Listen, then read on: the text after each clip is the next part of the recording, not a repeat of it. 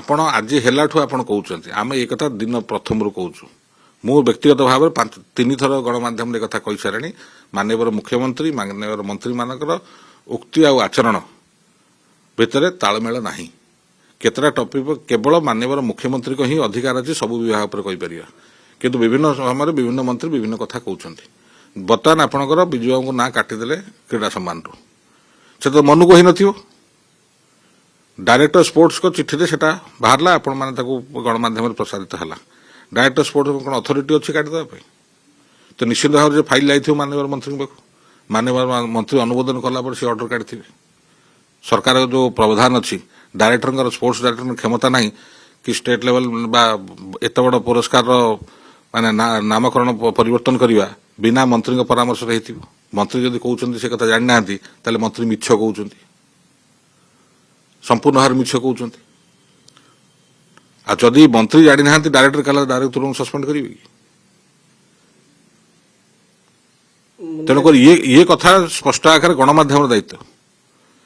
ତ ଯିଏ ନାହିଁ ସେ କାଢିଦେବ ଅର୍ଡର, ଆଉ ତାକୁ ଗଣମାଧ୍ୟମ ହେଡଲାଇନ କରିବ, ଆଉ ମନ୍ତ୍ରୀ କହିବ ମୁଁ ଜାଣି ନାହିଁ, ତାଇଦର ମନ୍ତ୍ରୀ ଅପାରଗ, ମନ୍ତ୍ରୀ ପାଠ ପଢୁନାହାନ୍ତି। ଆଉ ଯଦି ମନ୍ତ୍ରୀ ପାଠ ପଢୁନାହାନ୍ତି ତାଙ୍କ ଡାଇରେକ୍ଟର ତାଙ୍କ ବିନା ପରାମର୍ଶରେ ଅର୍ଡର କରିଦେଲା, ତାହେଲେ କ'ଣ କାର୍ଯ୍ୟାନୁଷ୍ଠାନ ଗ୍ରହଣ କରୁଛନ୍ତି ମନ୍ତ୍ରୀ? ଆଜି ମାନ୍ୟବର ମୁଖ୍ୟମନ୍ତ୍ରୀ କାହିଁ କହିବାକୁ ପଡ଼ିଲା କି ନା ଏଟା ଠିକ ନୁହଁ ବୋଲି? ये कथा करिया पूर्व माननीय मंत्री मुख्यमंत्री आलोचना करते कि जहाँ जना पड़े मुख्यमंत्री कथार से आदौ आलोचना करना, तो ये मनमुखी चलती मनमुखी क्या एवं ये चिंताधारा पक्षर रहस्य कौन? जब माननीय मुख्यमंत्री से ओडिशार बर्तमान सर्वोच्च जना न हो ये उक्ति आनिबार माननीय मंत्री सत्साहस कले केमी या पक्षर गुड़ रहस्य कौन? माननीय मंत्री उत्तर देवा उचित। ଆପଣ ନିଜେ ପ୍ରଶ୍ନ କରୁଛନ୍ତି, ନିଜେ ଉତ୍ତର ଦେଉଛନ୍ତି। ଯଦି ତାଳମେଳ ଥାନ୍ତା ମାନ୍ୟବର ମୁଖ୍ୟମନ୍ତ୍ରୀ କଥା କହନ୍ତି କି? ସେ କ'ଣ କହିଲେ ତାଙ୍କ ଉକ୍ତିରେ? ସେ କହିଲେ ମୁଁ ଗଣମାଧ୍ୟମରୁ ଜାଣିଲି। ତ ଗଣମାଧ୍ୟମ ଯଦି ନ ବୁଝିଥାନ୍ତା ମାନ୍ୟବର ମୁଖ୍ୟମନ୍ତ୍ରୀ ଜାଣିନଥାନ୍ତା, ଆମର ମୁଖ୍ୟମନ୍ତ୍ରୀ ସାଙ୍ଗେ କୌଣସି ଆଲୋଚନା ହେଇନି। ଆଉ ମୁଁ ଜାଣି ମୁଁ ବି ମନ୍ତ୍ରୀ ଥିଲି, ଏଭଳି ଅର୍ଡର ବିନା ମନ୍ତ୍ରୀଙ୍କ ପରାମର୍ଶ ବିନା ମନ୍ତ୍ରୀଙ୍କ ଦସ୍ତଖତ କେବେ ହେଇନଥିବ। ଡାଇରେକ୍ଟର ଅର୍ଡର ବାହାର କରିବେ, କିନ୍ତୁ ଫାଇଲ ବିନା ମନ୍ତ୍ରୀ ପାଖକୁ ଯାଇକି ହେଇନଥିବ କେବେ।